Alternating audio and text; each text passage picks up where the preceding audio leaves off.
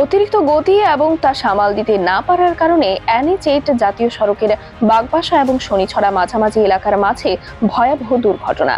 দাঁড়িয়ে থাকা পাথর বোঝাই গাড়ি TR05F1856 কে চোরাইবাড়ি থেকে আগরতলার উদ্দেশ্যে যাওয়ার পথে তেলবাহী 12 চাকার TR01AN1734 নম্বরের গাড়িটি সজোরে ধাক্কা দিয়ে নিজে উল্টে যায় এবং উল্টে যায় পাথর বোঝাই গাড়িটিও। অবস্থা বেগতিক দেখে ঘটনাস্থল থেকে তেলবাহী গাড়ির চালক পালিয়ে যায়।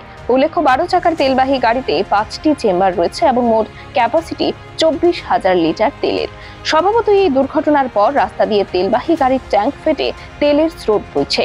ঘটনা জানতে পেরে উত্তর জেলার জেলা শাসক ও সমাহর্তা দেবপ্রিয় বর্ধন, উত্তর জেলা পুলিশ সুপার ভানুপদ চক্রবর্তী সহ ইন্ডিয়ান অয়েলের কর্মকর্তারা এলাকায় ছুটে যায়।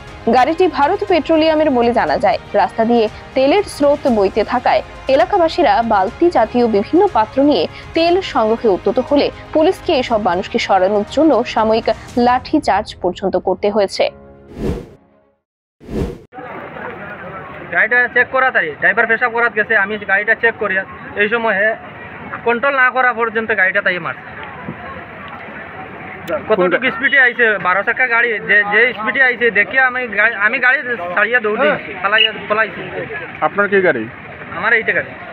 কি গাড়ি এটা? এটা টিপার গাড়ি। আচ্ছা, আর কোন গাড়ির সাথে হয়েছিল আপনার? ট্যাঙ্কি গাড়ি। ট্যাঙ্কি গাড়ির সাথে।